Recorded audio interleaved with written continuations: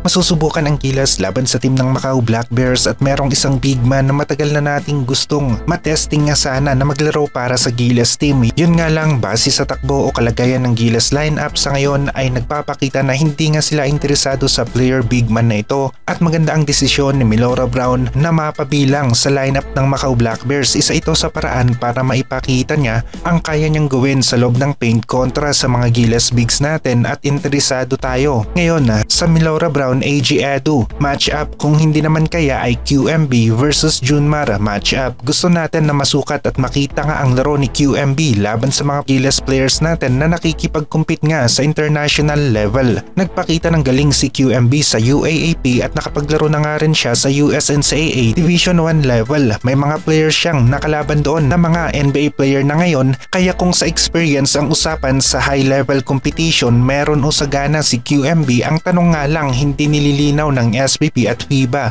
ang status niya kung pwede ba siyang makapaglaro bilang local o hindi. Gayong confident naman si QMB na eligible siya bilang local player ng Gilas, pero ang tanong ngayon ng karamihan sa mga Pinoy basketball fans ay bakit nga hindi kinukonsidera sa Gilas pool si QMB ng ating national basketball team. Kahit subukan lamang sana sa practice nang sa ganon ay makita natin at magkaalaman kung meron bang magandang impact na maibibigay sa Gilas team itong si QMB, dahil hindi nga natin malalaman ito kung hindi natin susubukan sa ensayo at laro kahit practice game lamang sana. Pero maganda na rin ang ginawa ni QMB, naging import ito ng Macau Black Bears. Mukhang magiging mainit na laban ang Gilas Pilipinas laban sa team ng Macau Black Bears. Idagdag pa natin na walang kay Soto ang Gilas ngayon. Mukhang magiging parehasan ng laban na ito, lalong lalo na kapag tagtad ang Macau Black Bears lineup ng mga import sa araw na mismo ng laro. Nagkahalimaw naman si Yuki Kawamura sa NBA Summer League, 20 points, 4 rebounds, 10 assists, double-double para sa point guard ni Kay Soto noon sa team ng Yokohama B Corsairs. At ang Kawamura Kay Soto combo ang talagang sumikat na combo sa Japan B1 B-League noon bago napunta sa NBA si Yuki Kawamura. Hindi nga lang kasali si Kawamura sa lineup ng Japan na maglalaro sa FIBA Asia Cup at mukhang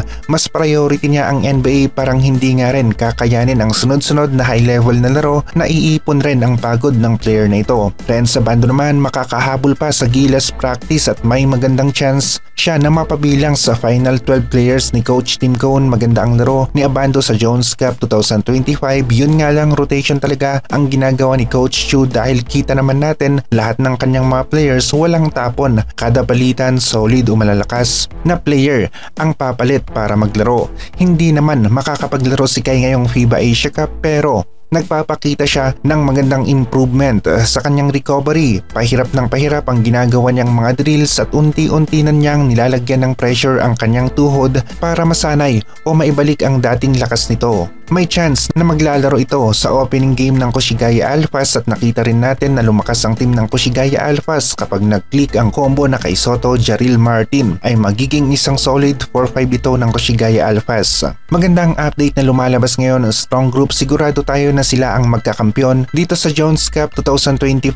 Kay Soto magandang recovery at Gilas papalag sa FIBA Asia Cup, Japan B-League at KBL Boys natin. FIBA Asia Cup na ang focus at ang isa sa crucial part kapag nag-click sa opensa at depensa ang Junmar AG Edu combo sa loob ng paint, meron tayong maitatapat na opensa at depensa sa loob ng paint kontra sa malalakas na teams dito sa FIBA Asia Cup. Sa mga guards at wing naman natin, di kalidad ang mga players natin. Nandyan si JB sa wing at sa mga guards natin karamihan ay mga shooters at pagpapalit-palitin na lamang ni Coach Tim kung sino ang mainit sa opensa sa 3-point area, yun ang ibabad sa laro.